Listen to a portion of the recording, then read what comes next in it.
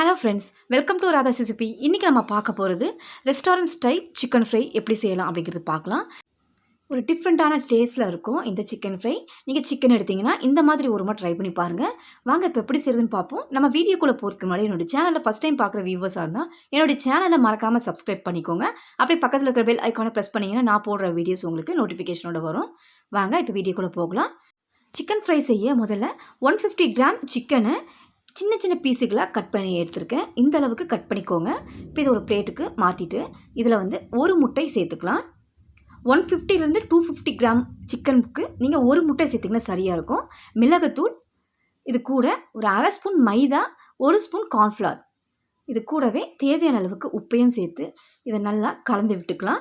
சிக்கனை ஒரு 1/2 kg 1 kgக்கு செய்கிறீங்க அப்படின்னா இந்த கார்ன்ஃப்ளவரும் மைதாவும் இதே ரேஷியோவில், அதாவது எந்த அளவுக்கு நீங்கள் கார்ன்ஃப்ளவர் எடுக்கிறீங்களோ அதில் பாதி அளவுக்கு மைதா சேர்த்திங்கன்னா சரியாக இருக்கும். இப்போ இது எல்லாம் நல்லா கலந்து விட்டுருக்கோம். ஒரு 1/2 hour இது நல்லா ஊறி வரட்டும். இது சிக்கனுக்கு ஒரு மசாலா அரைக்கணும். அது என்னங்கிறத பார்த்துடலாம். ஒரு 5 பல்லு பூண்டு, ஒரு துண்டு இஞ்சி, பொடியாக நறுக்கின கருவேப்பிலை, ரஃபாக சாப் பண்ண கொத்தமல்லி, வெங்காயம் ஒரு பெரிய சைஸ் வெங்காயம், பச்சை மிளகாய் ஒரு 2 பச்சை மிளகாய், பொடியாக நறுக்கின பச்சை மிளகாய் எடுத்துக்கலாம். இப்போ இந்த பூண்டு, இஞ்சி, இந்த கருவேப்பிலை, கொத்தமல்லி, இந்த பச்சை மிளகாய் இதை மட்டும் ஒரு 2 பல்ஸ் விட்டு அரைச்சி எடுத்துக்கலாம். முதல்ல ரொம்ப நைஸாக அரைக்கக்கூடாது. அதுக்கப்புறமா வெங்காயத்தை சேர்த்துக்கலாம். பாருங்கள், 2 பல்ஸ் விட்டு அரைச்சிருக்கேன். இப்போ இது கூட வெங்காயத்தை சேர்த்து 2 பல்ஸ் விட்டு எடுத்துக்கோங்க. இந்த அளவுக்கு இருந்தால் சரியாக இருக்கும். 1/2 hour ஊற வச்ச சிக்கன் இப்போ இந்த எண்ணெயில் பொரித்து எடுத்துடலாம். ஒன்றா சேர்த்து நல்லா இதை கோல்டன் ப்ரௌனாக 2 பக்கம் நல்லா திருப்பி விட்டு ஃப்ரை பண்ணி எடுத்துக்கலாம். இந்த சிக்கன் ஃப்ரை ஒரு ரெஸ்டாரண்ட் ஸ்டைலில் அப்படியே இருக்கும் டேஸ்ட்லாம். இப்போ ஒரு பக்கம் நல்லா ஃப்ரையாக இருக்குது. 2 பக்கம் திருப்பி விட்டு நல்லா கோல்டன் ப்ரௌனாக வர்ற வரைக்கும் ஃப்ரை பண்ணி எடுத்துக்கலாம். இப்போ 2 பக்கம் நல்லா குக் ஆகிருக்கு பாருங்கள். இப்போ இதை நல்லா எண்ணெயை நல்லா ஃபில்டர் பண்ணிவிட்டு இந்த சிக்கனை தனியாக எடுத்து ஒரு பிளேட்டுக்கு சேஞ்ச் பண்ணிடலாம். இந்த டிஷ்ஷுக்கு காரம் பச்சை மிளகாவோட காரம் மட்டும்தான், வேறு எந்த விதமான ஸ்பைசஸும் ஆட் பண்ண போகிறது கிடையாது. நான் எடுத்துக்கிற பச்சை மிளகாய் காட்டமான பச்சை மிளகாய் தான் 2 சேர்த்துருக்கேன். நீங்கள் சேர்க்க போகிற பச்சை மிளகாய் எந்த அளவுக்கு காரங்கிறத பார்த்துட்டு பச்சை மிளகாவை ஆட் பண்ணிக்கோங்க.